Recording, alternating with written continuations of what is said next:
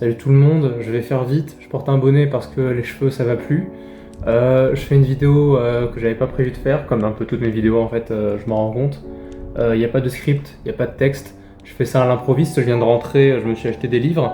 Et parmi les livres que je me suis acheté, il y a des livres de Dostoïevski. Et du coup je me suis dit, en achetant ça, que ce serait une bonne idée peut-être de parler un peu de Dostoïevski, de un peu... ce qui me plaît dans sa littérature, dans sa manière de voir les choses. Je me prépare un thé pour en parler parce que j'aime pas le café déjà et je trouve que beaucoup de gens, genre c'est un peu une mode maintenant, je trouve, de boire du café ou fumer une clope en lisant Dostoïevski. Je fume pas et je bois pas de café, ou en tout cas pas du café classique, donc je me suis préparé un thé. Je vais essayer de me lancer dans un peu une sorte de confession sur ce qui peut me plaire dans la littérature de Dostoïevski, en quoi ça m'a introduit à la littérature russe, pourquoi je pense que ça peut servir à tout le monde, pourquoi je me reconnais dans certains livres, etc. Voilà, j'espère que c'est un concept, une vidéo qui pourra vous intéresser. En tout cas, moi c'est plus une manière pour moi aussi de me conscientiser un peu pourquoi j'aime ça, parce qu'en vrai je lis Dostoïevski depuis pas si longtemps, en fait j'ai découvert il y a 2 ans.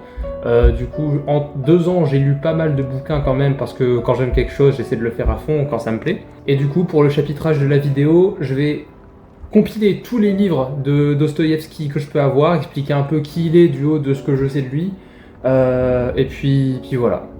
Donc pour commencer, je vais retirer tous les bouquins de philo que j'ai ici.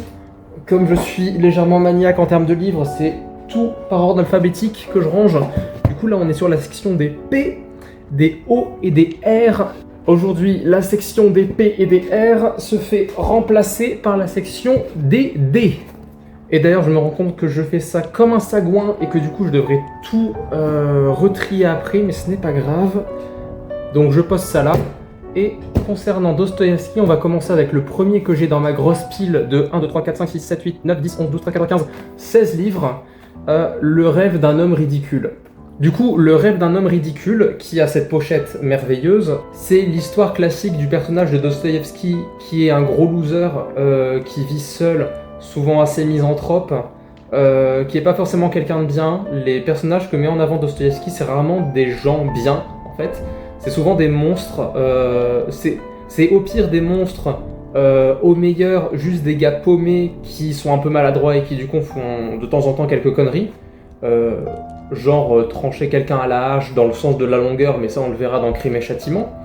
Mais du coup, le rêve d'un homme ridicule, c'est un loser qui est animé par des tendances suicidaires, qui hésite un peu, qui a hésité plusieurs fois au cours de sa vie à mettre fin à ses jours.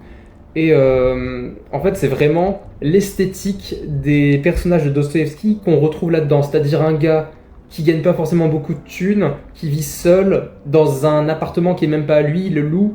Il s'entend pas très bien avec ses voisins, ni avec la propriétaire de l'appartement. Il a des difficultés à régler son loyer. Son travail lui plaît pas, il n'y a pas de développement non plus sur la famille qu'il a, donc on devine qu'il vit seul, écarté de sa famille, on sait pas qui est vivant, qui est mort, ou s'ils ont juste décidé de l'abandonner. Donc c'est vraiment l'esthétique russe, c'est vraiment l'esthétique classique de Dostoïevski, c'est-à-dire la Russie un peu misérable, même quand il parle des grandes villes, je crois qu'il parle de Saint-Pétersbourg, je crois que l'intrigue se passe à Saint-Pétersbourg concernant les Nuits Blanches dont on parlera. Même dans les grandes villes de la Russie, en fait, il le prend à des époques où c'est vraiment la misère, quoi, la misère sociale et la misère financière. Et ça crée vraiment une atmosphère. Dès qu'on ouvre les premières pages, on est plongé. Genre, j'ai rarement vu un auteur aussi immersif dans ses mises en scène, dans sa description des choses. On est vraiment plongé à l'intérieur d'un univers qui est horrible, en fait, qui est dégueulasse, mais qui nous attire, qui nous accroche l'œil. Et ça se marie parfaitement. Moi je lis toujours Dostoïevski en écoutant de la musique, genre la musique classique des playlists, genre You're the main character of a Russian novel, ça j'adore, parce que en fait c'est exactement les musiques qui se marient avec ça. Et d'autant plus que le rêve d'un homme ridicule, du coup, je vais passer très vite sur l'intrigue, c'est donc un gars paumé et galérien qui un jour s'endort toujours en ayant des pensées suicidaires, et en fait il fait un rêve, le rêve d'un homme ridicule du coup, où il arrive sur une planète. Il y a aussi un peu de science-fiction, hein. C'est assez rare dans les dans les nouvelles de Dostoïevski, parce que c'est une nouvelle là, c'est assez petit pour un livre de Dostoïevski, on le verra par la suite, mais pour les nouvelles qu'il écrit, il y a quelquefois de la science-fiction, et là pour le coup, on est dans de la science-fiction, c'est-à-dire que le personnage du coup rêve qu'il est transporté sur une autre planète où tout est pur en fait. C'est une planète qui est dépourvue de toute perversion qu'on peut retrouver sur la Terre. C'est-à-dire qu'il n'y a pas de malheur, il n'y a pas de tristesse, tous les gens sont heureux, tous les gens font les choses comme il faut.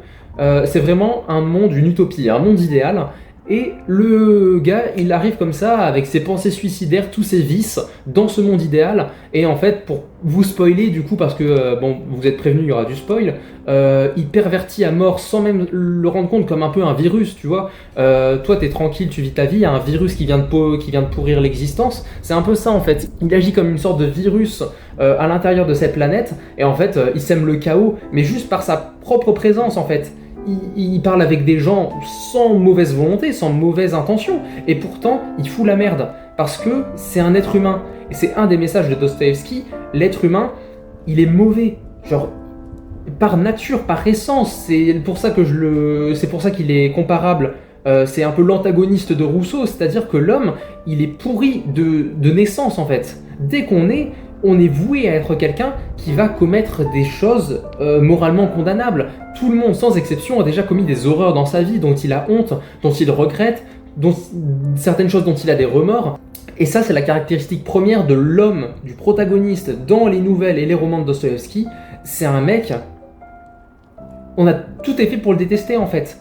Et pourquoi on le déteste pas? Pourquoi tout est fait pour qu'il soit quelqu'un de détestable et pourtant qu'on l'adore? Pourquoi on se reconnaît en lui? Parce qu'on est comme lui en fait. On est tout aussi galérien et on a commis des choses tout aussi horribles. Enfin, peut-être pas découper des gens à la hache, hein. Quoique, hier je regardais la série You sur Netflix. Saison 2, dernier épisode, il y a Joe Goldberg, le personnage principal, qui lit du Dostoïevski et qui fait la même conclusion que je suis en train de faire, c'est-à-dire que l'homme par nature est quelqu'un de pourri. Et en fait, il se rend compte que dans les nouvelles de Dostoïevski, notamment Crime et Châtiment, le personnage de Raskolnikov, je crois, il est complètement anéanti par l'acte horrible qu'il a fait. Parce que l'être humain, c'est pas quelqu'un juste de sadique, il peut l'être, mais il y a aussi des êtres humains qui peuvent ressentir des remords, etc. Et Joe, dans la série, il ressent des remords parce que, encore spoiler, c'est un serial killer. Enfin, j'ai dit spoiler, c'est clair dès le premier épisode, mais Joe c'est un serial killer, c'est quelqu'un qui tue des gens, pas parce qu'il a envie de les tuer, parce qu'il pense que c'est quelque chose de nécessaire. Il y prend pas nécessairement du plaisir, c'est ce que je veux dire. Et donc, contrairement au personnage de Raskolnikov, qui sur le coup a ressenti une certaine forme de satisfaction, un peu de sadisme en tuant la personne, il ressent ensuite des regrets horribles qui le consomment, qui le dévorent de l'intérieur. Et du coup, le personnage de Raskolnikov, lui, il va essayer de trouver un chemin vers la rédemption. Donc, chez Dostoïevski, ça se traduit très souvent par un chemin religieux, parce que Dostoïevski était quelqu'un de très croyant, du coup, le christianisme orthodoxe, vu qu'il est russe. Ça fait du coup que dans beaucoup de ses livres, notamment celui-là, Le rêve d'un homme ridicule, le personnage à la fin trouve la rédemption dans la religion. C'est-à-dire qu'en se rendant compte que l'être humain est quelqu'un de perverti, le sous-entendu avec le péché originel, il n'est pas difficile à faire du coup, mais étant donné que l'être humain est entaché par le péché originel et qu'il est perverti par ça, le personnage du livre, dont je ne me rappelle plus le nom, je crois qu'il est anonyme. Il y a beaucoup des personnages de ces livres qui sont anonymes, et du coup qu'on appelle par l'homme, et continuer avec le titre du livre. Donc par exemple, dans Les Carnets du sous-sol, le protagoniste est anonyme, donc on l'appelle l'homme du sous-sol. Donc lui, je suppose qu'on l'appelle l'homme ridicule. Et du coup, ça fait qu'à la fin, il se rend compte qu'il a fait de la merde, qu'il n'y peut rien, et que le seul moyen de pouvoir un peu atténuer ça et trouver une forme de rédemption, c'est en trouvant le salut dans la religion, dans le christianisme.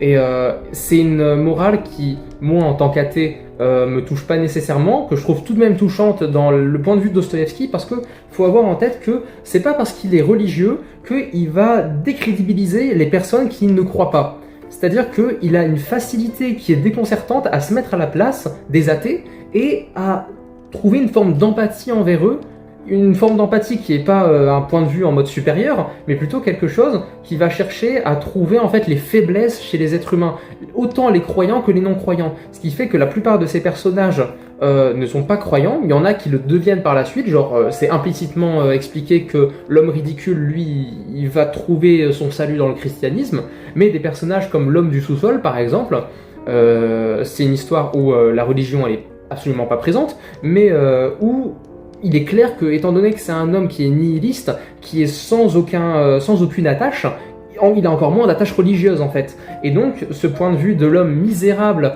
non pas parce qu'il n'est pas religieux, mais parce que c'est sa condition d'être humain, c'est un point de vue qui est incroyablement empathique envers autant les religieux que les non-religieux. Et ce respect de l'être humain, je trouve que c'est un point de vue qui est adorable en fait, parce que vous remarquerez qu'il y a très peu d'auteurs religieux qui mettent en valeur et qui arrivent à se mettre autant à la place des non-religieux et des athées. Et Dostoïevski, il a une facilité avec ça qui est déconcertante, qui est incroyable, que moi je trouve absolument touchante, et j'ai jamais pris autant de plaisir à lire une histoire qui parle d'un mec qui se convertit à une religion en fait, parce que cette manière d'amener les choses qui est tellement précise, qui est tellement pixel sur la manière dont on ressent les émotions, c'est incroyable d'avoir un point de vue aussi proche de la réalité et qui parle autant, et moi ça m'a tellement parlé. C'est un des rares auteurs qui m'a fait me poser des questions sur mon orientation religieuse.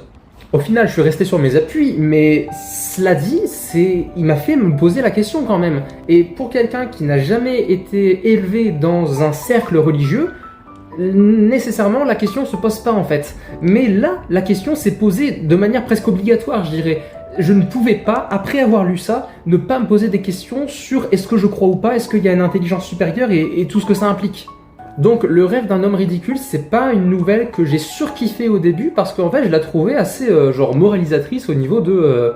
ouais, en fait c'est juste un livre qui est là pour faire un plaidoyer en faveur de la religion, et de la chrétienté et de l'orthodoxie. Mais en réalité, je me suis rendu compte que, de un, c'était une fiction de pensée, de la même manière que par exemple l'Atlantide ou L'homme à l'état de nature de Rousseau. C'est une fiction de pensée, une fiction philosophique, parce que on n'a jamais autant dit qu'un auteur était autant philosophique. Dostoïevski, avec peut-être, je dirais, Stefan Zweig, c'est des auteurs qui sont à la limite d'être des philosophes, en fait, tellement...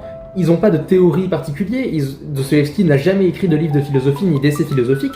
Pourtant, ces livres sont hautement philosophiques parce qu'ils abordent justement des questions sous forme de romans et sous forme d'expériences de pensée, comme dans Le rêve d'un homme ridicule, qui nous permettent en fait de tout de suite remettre en parallèle avec des philosophes qui ont pensé à tout ça, à cette vision misérable de l'homme. Il y a notamment La pensée du sous-sol d'un philosophe américain dont j'ai plus le nom, qui doit traîner là, qui reprend point par point le lien entre la philosophie nihiliste, enfin l'analyse du nihilisme nietzschéen, et voilà, ça, La pensée du sous-sol de Patrick Watling. C'est un livre que j'ai trouvé au hasard, que j'ai trouvé hyper intéressant parce qu'il analyse l'homme du sous-sol dans Les carnets du sous-sol de Dostoïevski et la pensée de Nietzsche dans toute son œuvre à travers son analyse de ce qu'est le nihilisme, pourquoi le personnage des carnets du sous-sol est nihiliste, etc.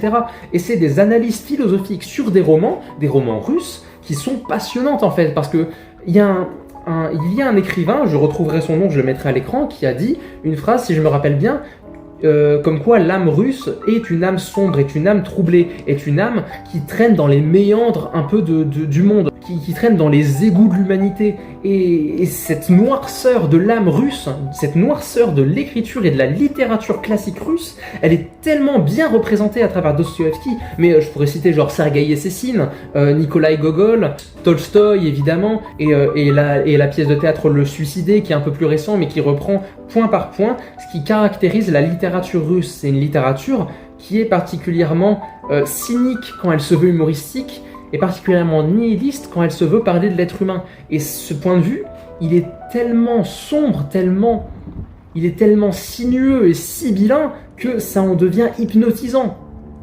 Enfin voilà, j'ai fait un gros point sur un peu ce que je pense de Dostoïevski en général à travers Le rêve d'un homme ridicule. On va passer à la suite.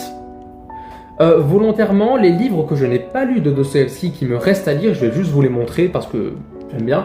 J'aurai sûrement un commentaire à faire en amont après les avoir lus dans une autre vidéo. Parmi ces livres-là, il y a Les Dernières Miniatures, qui est un recueil de nouvelles de Dostoïevski, qui sont assez courtes à lire, que j'aime beaucoup. Il y a également Scandaleuse Histoire, qui est aussi traduit dans d'autres éditions par Une Sale Histoire, qui est pareil, une nouvelle un peu plus longue cette fois, qui est humoristique. Faut pas sous-estimer le caractère drôle en fait de Dostoïevski. à travers le ridicule. En fait, il pousse le ridicule des fois tellement profondément, tellement de manière appuyée et pas du tout subtile en fait, que ça en devient très drôle. Il le fait du coup dans Scandaleuse Histoire ou Une sale histoire, et ce point de vue humoristique du ridicule poussé à l'extrême, c'est aussi une critique en fait. Les livres de Dostoïevski, ils sont très critiques vis-à-vis de la société, de l'être humain, des institutions, du monde dans lequel on vit et dans lequel on évolue, de l'éducation, etc. et de la religion aussi. Il critique évidemment certaines structures, certaines conceptions et idéologies religieuses qui jugent pas forcément pertinentes, pas forcément en adéquation avec ce que la religion devrait être selon lui, et ça pareil, c'est ultra intéressant de voir un religieux remettre en question ses propres croyances, ses propres fondements, sur quoi il fonde son être, et du coup, dans ces nouvelles humoristiques, il y a un cynisme qui est ultra présent, qui est omniprésent là-dedans, et qui est en fait sa manière à lui d'implicitement glisser à travers ses nouvelles une critique d'un sujet qu'il trouve intéressant et nécessaire à aborder. Là, le prochain qui vient, je le garderai, je pense, pour la fin. Je le garderai pour la fin parce que c'est ma nouvelle préférée. C'est la nouvelle de Dostoïevski, c'est le texte qui me tirera les larmes jusqu'à la fin de mes jours, à chaque fois que je le lirai et que je le relirai. Je donnerai tout au monde pour pouvoir me retrouver le jour où je l'ai lu pour la première fois. Je le garde pour la suite. Bref. La beauté sauvera le monde, c'est pas un livre qu'il a publié, c'est un livre posthume qui retrace ses pensées, les citations intéressantes et les remarques qu'il a pu faire au cours de sa vie dans ses journaux intimes, dans les journaux également, parce que Dostoïevski était un journaliste, il a beaucoup écrit dans les journaux russes à son époque, et donc c'est un livre qui retrace petit à petit l'avancée de sa pensée, l'avancée de sa vision critique de la société, de l'être humain. Faut pas oublier que Dostoïevski, c'est quelqu'un qui a été de son vivant à la fois adulé mais aussi rejeté. Il a passé une partie de sa vie en prison, au bagne, en Sibérie. C'est quelqu'un qui a été stigmatisé, qui a été sauvé in extremis d'une fusillade. Il était condamné à mort, il a survécu. C'est quelqu'un qui a une vie extrêmement mouvementée, extrêmement remplie. On aurait pu faire un roman avec lui comme personnage principal et ça aurait été hyper crédible parce qu'il a vécu des choses tellement intéressantes et pleines de rebondissements que sa vie, à travers ce livre-là, à travers ses pensées, en fait, elle est passionnante à étudier et à lire. Et on prend une sorte de plaisir un petit peu voyeuriste qui est hyper intéressant à développer. Moi, j'adore lire les journaux intimes des écrivains que j'aime bien. J'ai trouvé les journaux intimes de Franz Kafka il y a pas longtemps que j'ai dévoré comme jamais parce que c'est tellement émouvant. Franz Kafka, c'est un des auteurs, en lisant son journal intime, qui a réussi à m'émouvoir au point de lâcher une petite larme et de pisser ma virilité du fond de mes yeux, quoi. Et donc ça, c'est des auteurs qui sont profondément humains. Et l'humanité, c'est quelque chose, c'est une caractéristique qui me touche à un point inimaginable. Vous pouvez pas savoir de lire quelque chose et de me dire, il ment pas. De me dire que c'est vrai ce qu'il dit et que je ressens à travers ce qu'il essaie de me faire passer, alors que c'était même pas voulu, c'est son journal intime, il a jamais voulu le faire paraître. Et en lisant ça, je me dis putain, si seulement je pouvais écrire comme ça moi aussi, sans accroche quoi, avec mes convictions, avec ce que j'ai envie de transmettre, avec ce que j'ai envie de pas transmettre aussi. Il y a aussi des extraits de livres qui n'ont jamais été parus. Par exemple là, il y a un extrait d'une de ses nouvelles qui s'appelle La Douce, que j'ai juste ici, que j'ai pas encore lu, des extraits qu'il n'a pas intégrés à l'histoire. Et ça, j'ai tellement hâte de pouvoir lire des nouvelles comme La Douce, parce que en relisant La beauté sauvera le monde, je retrouverai les passages qu'il n'a pas voulu inclure dans l'histoire, et bien sûr, étant donné qu'il n'a pas voulu l'inclure, je vais pas le comprendre comme des événements canons de l'histoire, mais pour encore plus me plonger dans sa vision des choses.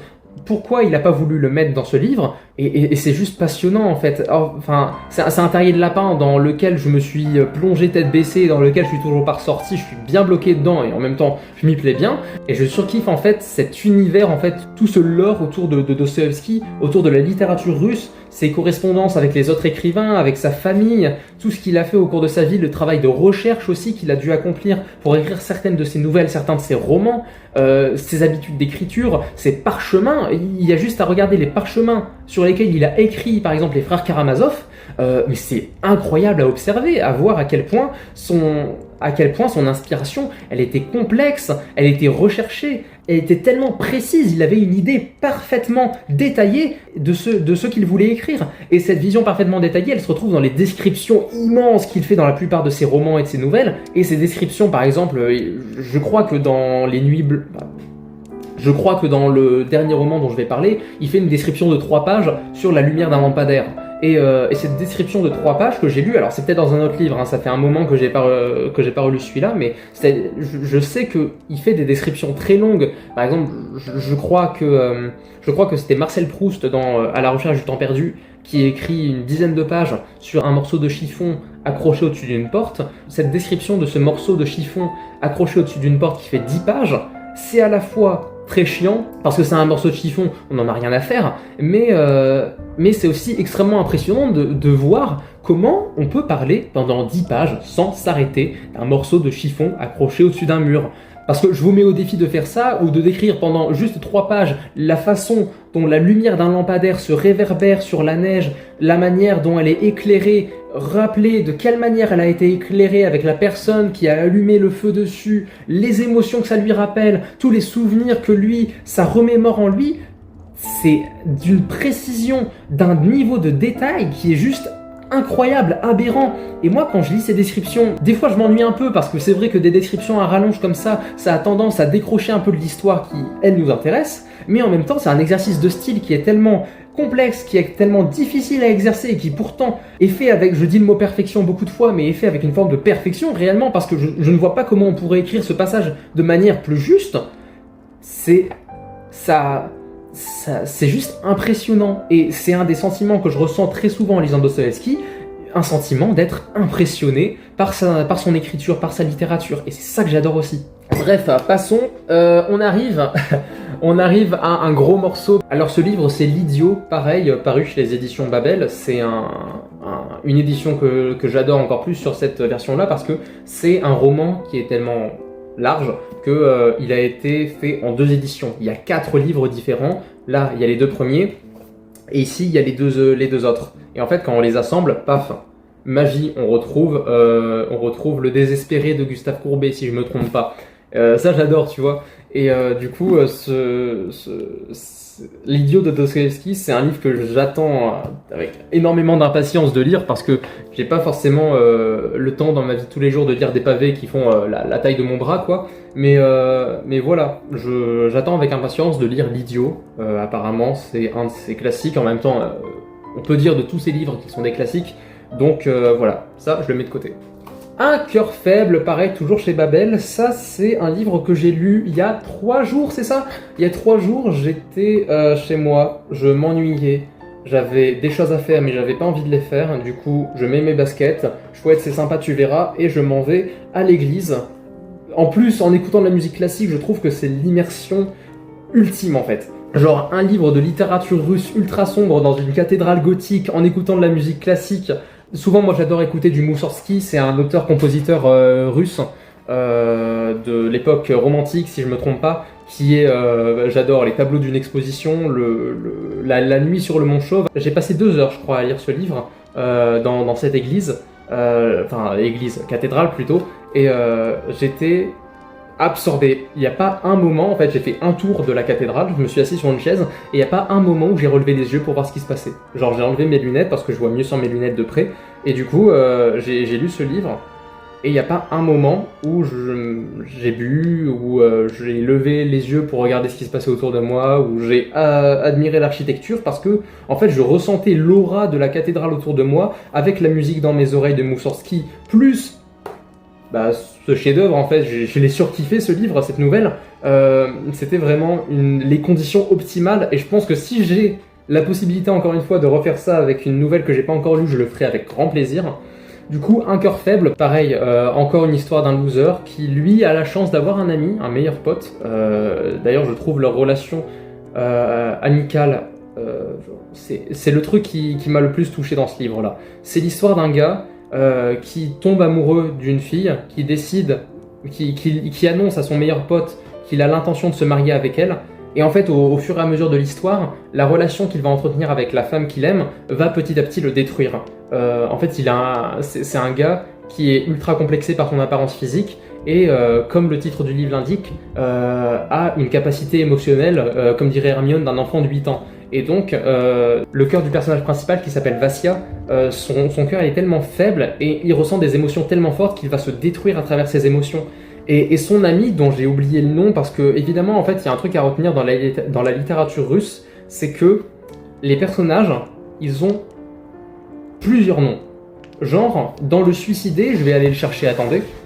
Donc voilà, dans Le Suicidé, pièce de théâtre contemporaine de Nikolai Erdmann, auteur et pièce de théâtre russe, en fait, tous les personnages de la pièce ont plusieurs noms. Et donc, ça peut arriver qu'au milieu de la pièce, sans crier garde, le personnage principal soit appelé avec un autre nom. Et du coup, on a l'impression qu'une autre personne vient de rentrer dans la pièce. Alors que pas du tout, c'est la même personne. Et ça, en plus de la complexité des noms russes qui, pour un Européen comme moi, est pas forcément très facile au premier abord pour se repérer à travers les personnages, le fait qu'ils changent de prénom en même temps, et même parfois 3 fois dans un seul roman, c'est hyper complexe à suivre en fait. Et moi souvent quand je lis des romans russes, dès que je vois un personnage, je prends un bout de papier, je note son nom, je note son rôle dans la pièce ou dans le roman, et je le garde à côté de moi. Et dès qu'il y a un personnage qui réapparaît, je renote son nom. Et des fois je me rends compte que au milieu de la pièce, ça fait genre 50 pages que je crois que 2 personnages sont en train de vivre la même histoire alors que c'est la même personne qui a juste 2 noms différents et dont le nom s'interchange de temps en temps. Et ça, c'est hyper complexe, mais c'est ça qui fait aussi que la littérature russe, elle est un peu pour les initiés, entre guillemets, parce que c'est pas une littérature qui est simple et qui est facile à aborder, en fait.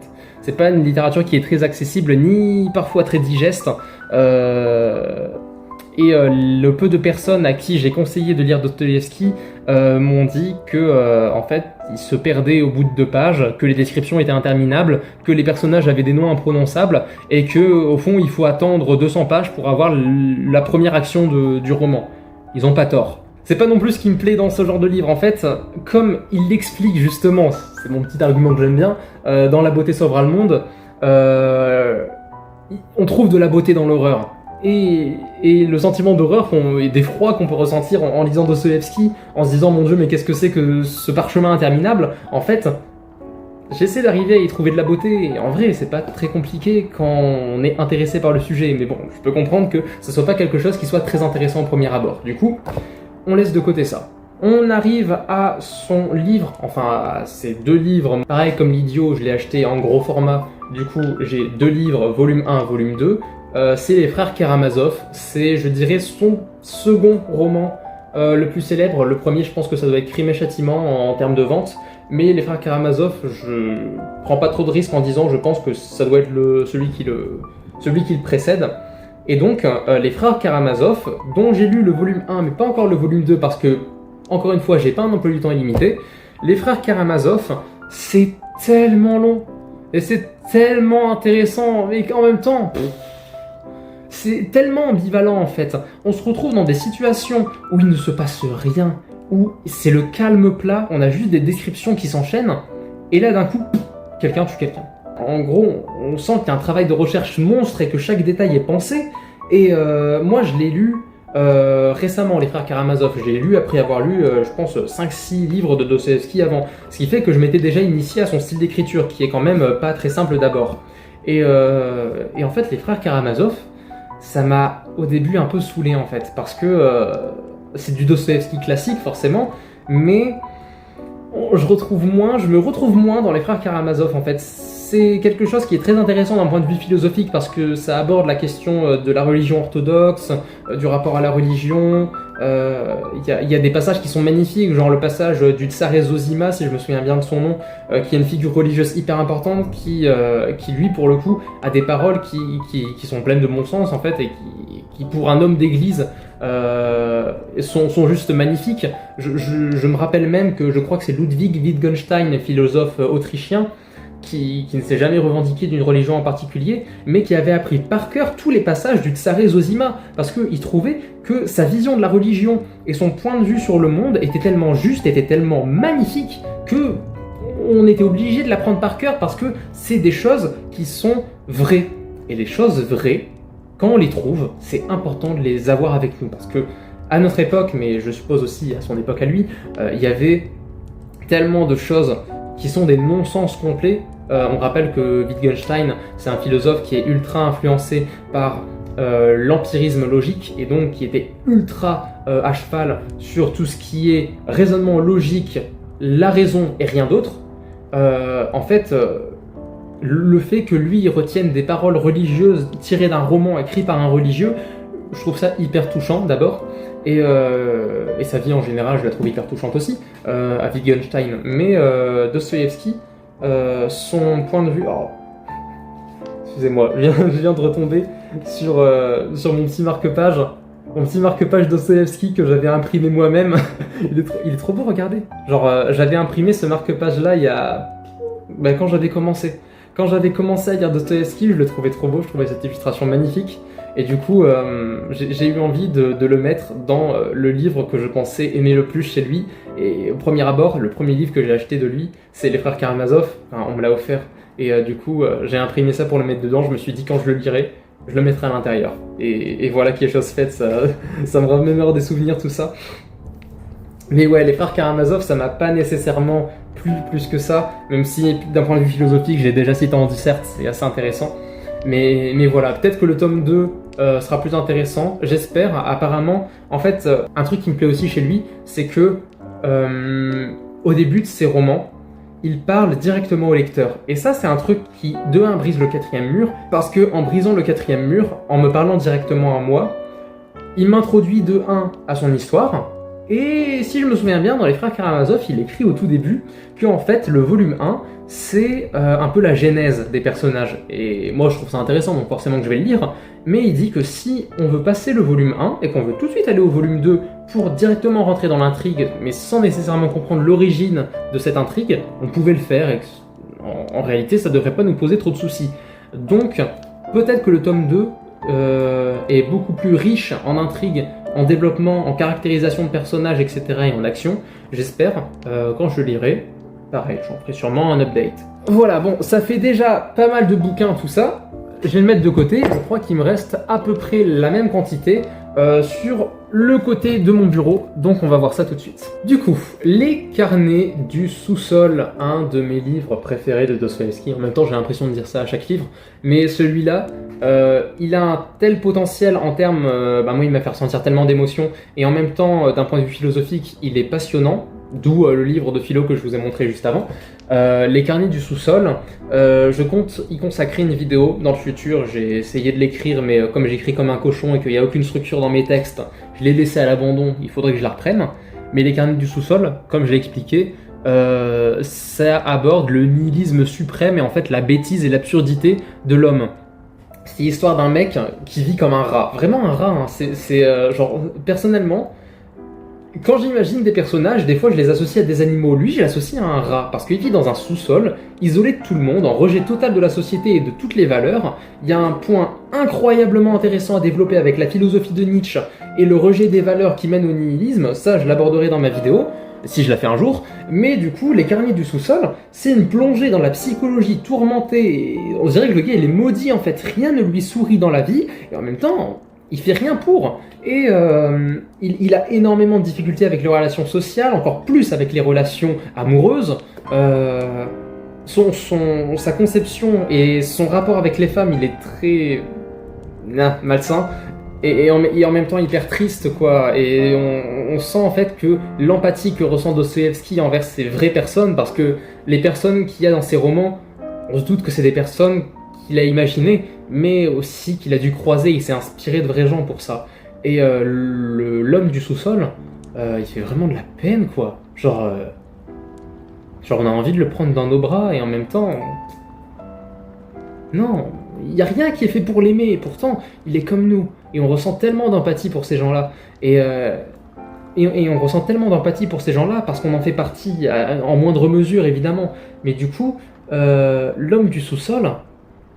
il m'a tellement touché personnellement, genre je m'identifiais à lui dans une certaine période de ma vie, et je pense vous aussi dans une certaine période de votre vie que vous traversez peut-être, où on se sent juste coupé du monde, où on ressent un niveau de misanthropie extrême, on est vraiment le Alceste de service dans le Misanthrope de Molière, on rejette tout ce qui nous passe, on se construit par opposition. Le lion dans Ainsi parlait Zarathustra, on se construit par opposition, on rejette toutes les valeurs et on essaie juste de se créer des valeurs à nous propres, même si elles sont mauvaises, on a au moins la satisfaction de les avoir créées nous-mêmes. L'homme du sous-sol, il rejette tout, il se crée aucune valeur, ce qui fait qu'il tombe dans un nihilisme. Et ça, je le développerai après, mais je me rends compte que c'est un truc passionnant, je comprends même pas pourquoi j'ai arrêté d'écrire sur ce truc, parce que l'homme du sous-sol, c'est toi et moi. Et le fait que, en fait, t'as l'impression de lire un livre qui parle de toi. Si ça t'est déjà arrivé, c'est un livre sur toi. Si ça t'arrive maintenant, c'est ton journal intime. Et si ça t'arrivera dans le futur, t'as l'impression que c'est une sorte de comment dire, dans Star Wars, de prophétie. Et en fait, cette façon de raconter, qui est à la fois prémonitoire, réaliste au niveau du présent, et qui est ultra représentative de ce que t'as pu vivre dans le passé, il faut un niveau d'intelligence qui est énorme en fait. Dostoïevski, c'est un mec, il est tellement intelligent, mais vraiment, c'est un gars, il pense à tout.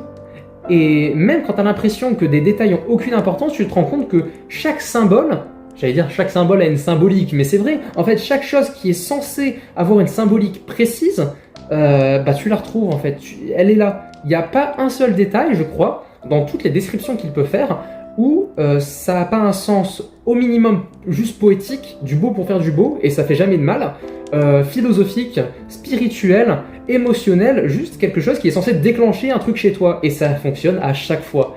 Et ça se ressent hyper fort dans Les Carnets du sous-sol, qu'ils décrivent un brin de poussière, un coin d'ombre dans une pièce, ou un rat qui traverse une rue. À chaque fois tu trouves ça beau, et ça, j'ai pas les mots. Voilà. Je laisse de côté Les Carnets du sous-sol. D'ailleurs, j'ai complètement oublié, mais mon étagère, elle est toujours vide, alors je vais caler un peu tous les livres que j'ai abordés là, comme ça fera un peu de remplissage et de décor. Et voilà, on arrive à une version du livre que j'aime beaucoup qui s'appelle Les Possédés, qui a d'ailleurs été refait en pièce de théâtre par Albert Camus, une version que j'aime beaucoup également. Mais à la base, c'est un roman de Dostoïevski, du coup, celui-là, je l'ai acheté à un bouquiniste quand j'étais allé à Paris, et je me souviens avoir flashé dessus en fait, genre regardez cette tête là, genre je trouve ça hyper stylé comme dessin. Mais voilà, genre cette représentation de Dostoïevski avec la longue barbe, le regard qui sonde ton âme comme ça, genre impressionnant. Et donc Les Possédés, je l'ai acheté il y a pas longtemps, donc j'ai pas encore eu le temps de le lire. J'attends avec impatience le moment où je pourrai m'y mettre, parce que genre vieux livres, et l'odeur des vieux livres, putain, il devrait faire des parfums dessus.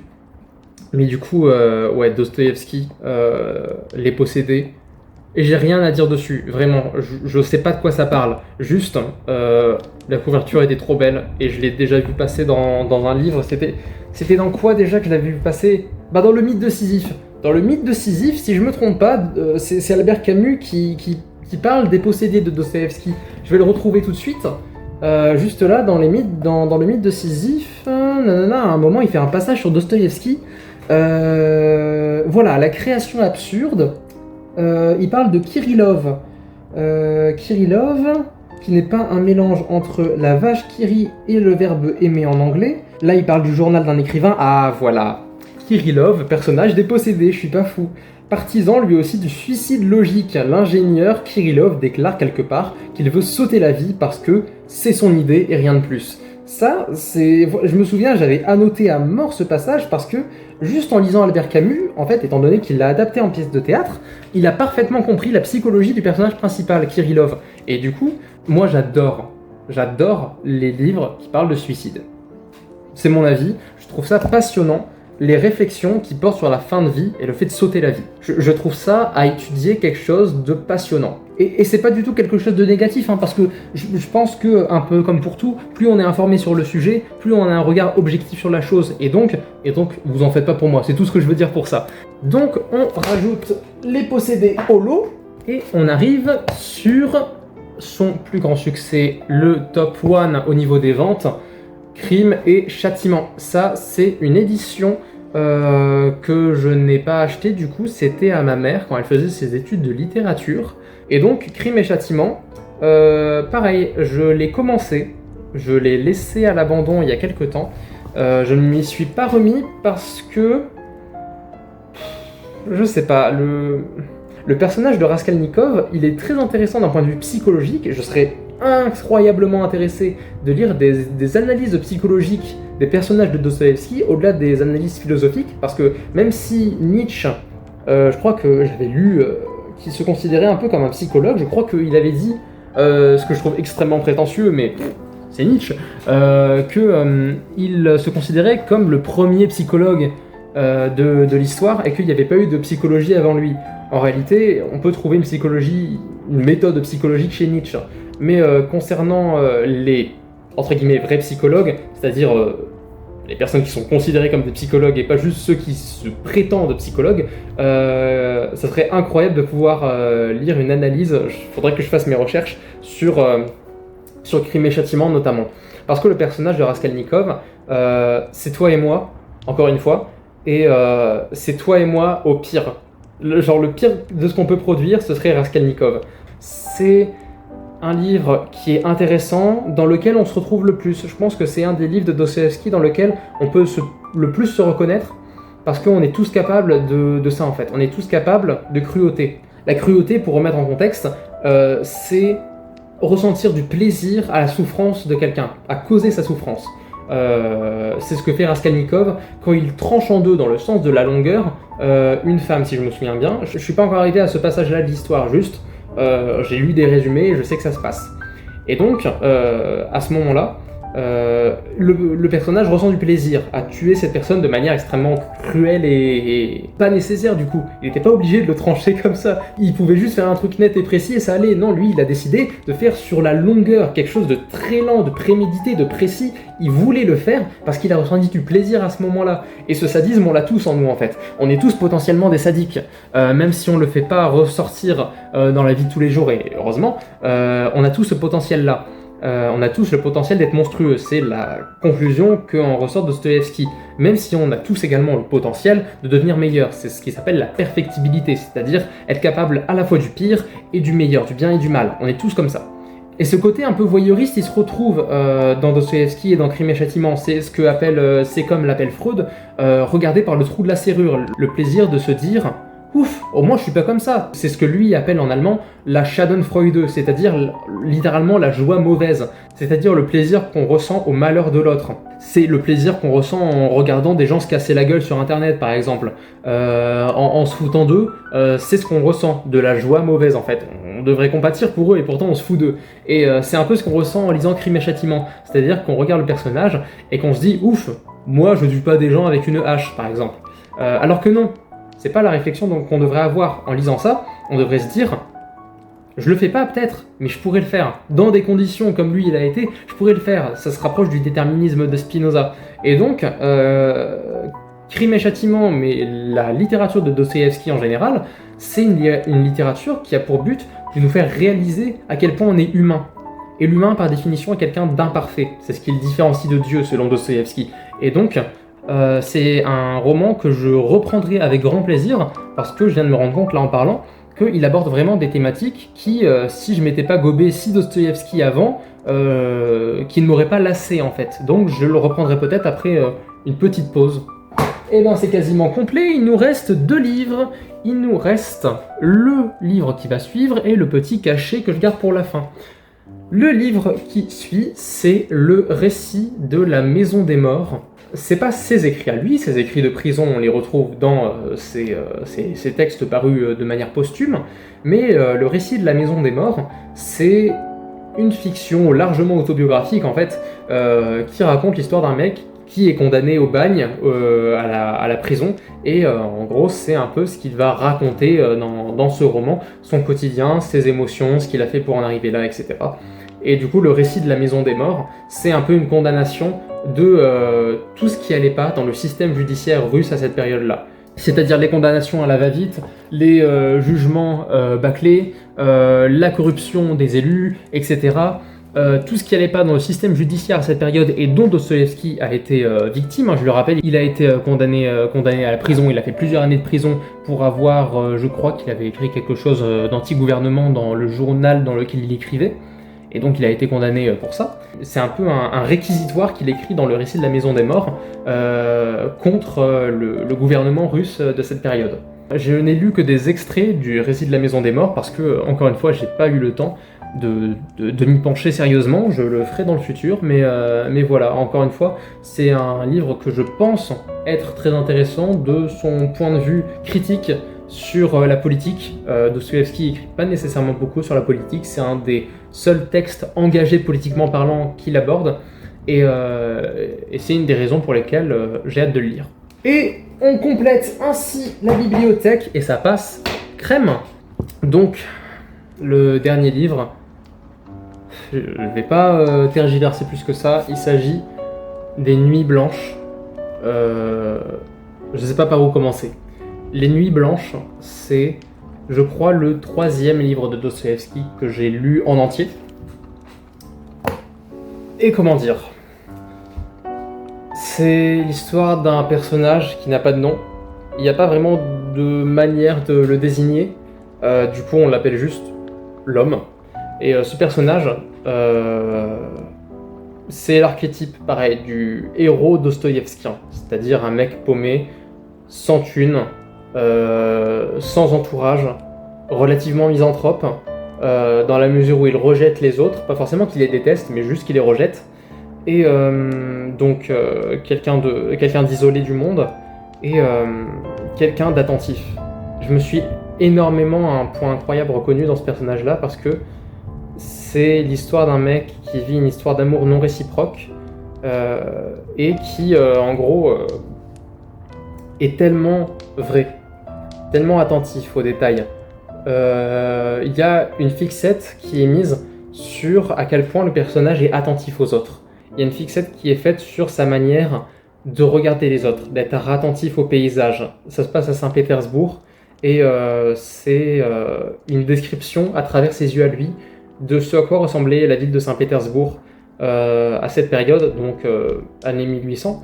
Et en fait, il l'a décrit avec tellement de justesse. Dostoïevski était un habitant de Saint-Pétersbourg, il est d'ailleurs enterré là-bas. Et du coup, cette description, à travers les yeux de ce personnage anonyme, on apprendra plus tard pourquoi il est anonyme, mais elle est tellement belle, tellement, on a envie d'y aller. C'est cette description de Saint-Pétersbourg qui m'a donné envie d'aller visiter la ville, parce que, et j'espère le faire quand la guerre sera finie, mais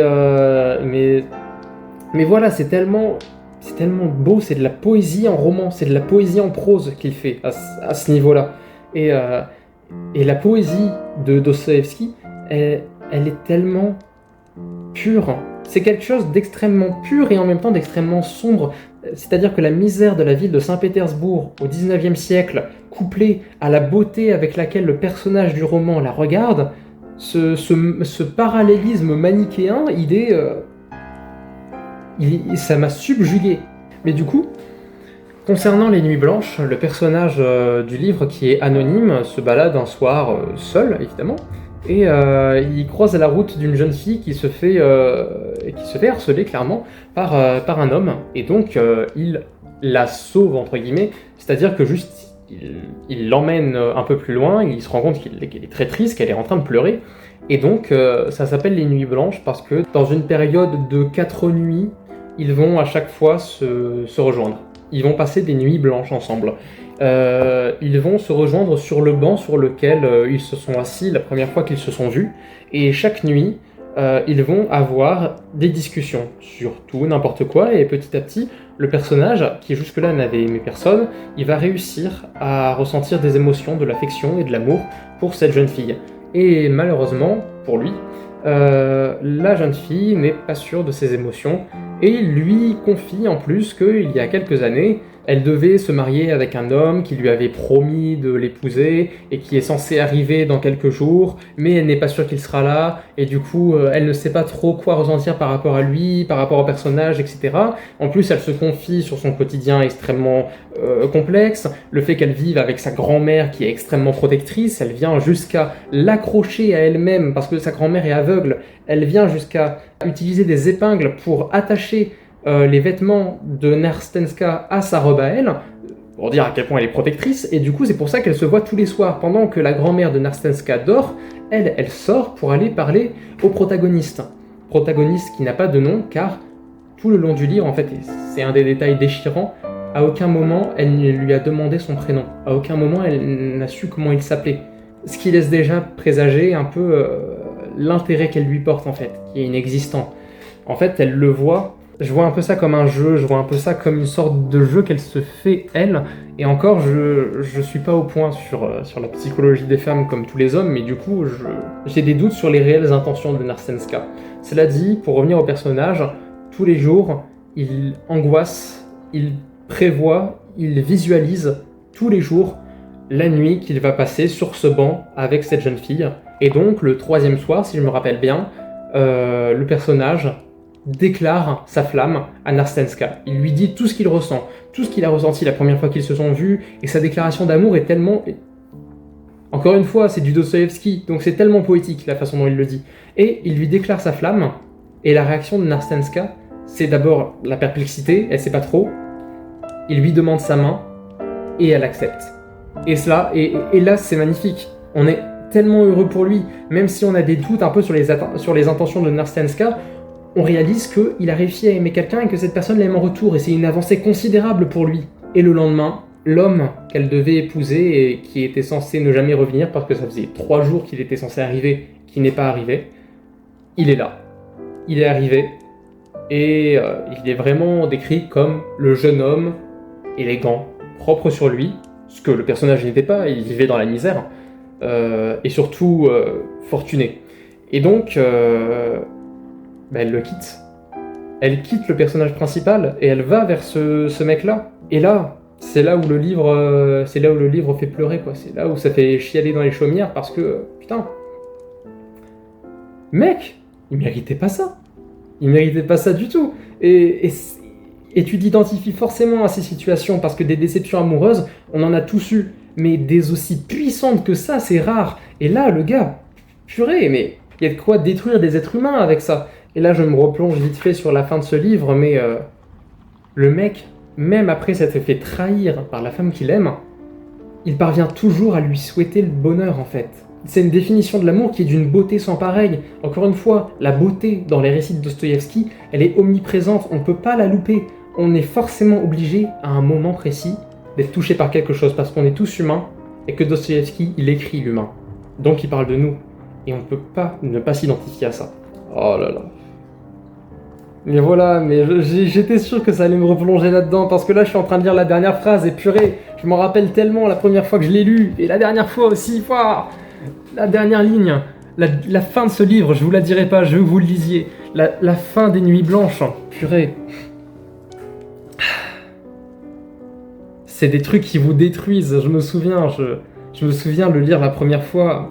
Je crois c'est le genre de roman, ça te fait ça avec des films aussi des fois, où le film se termine, où tu lis la dernière phrase du roman, tu éteins le film, tu fermes le livre, et tu restes juste les yeux qui fixent un mur, un truc.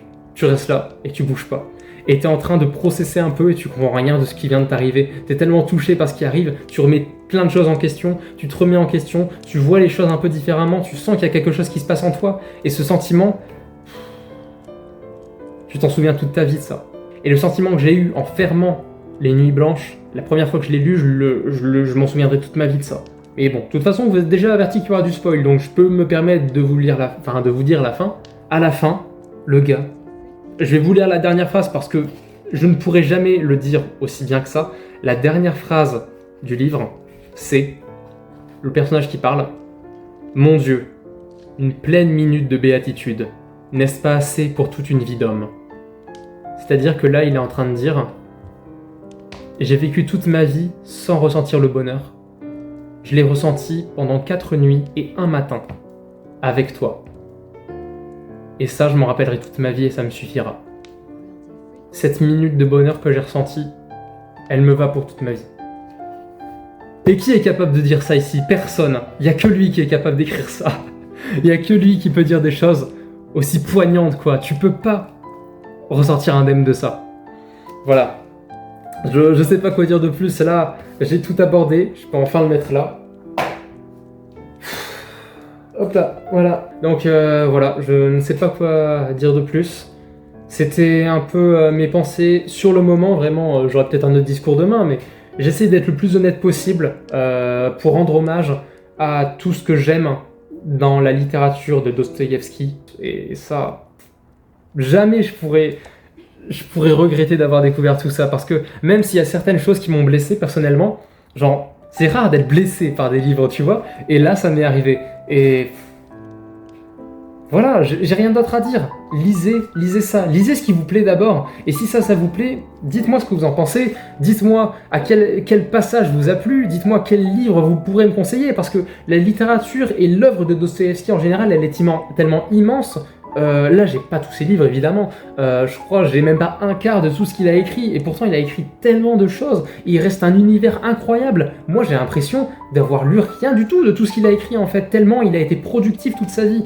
Et en plus, les livres, des fois, ils font des pavés énormes comme ça. Alors, dites-moi, parlez-moi.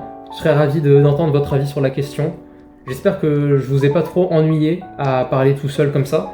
Mais c'est pour ça aussi que j'aimerais bien parler avec vous. Voilà, j'ai pas d'autre chose à dire dessus. J'espère que la vidéo vous a plu. On est sur les entretiens philosophiques. Je m'appelle Mathis et j'espère vous revoir très bientôt dans une nouvelle vidéo. Salut!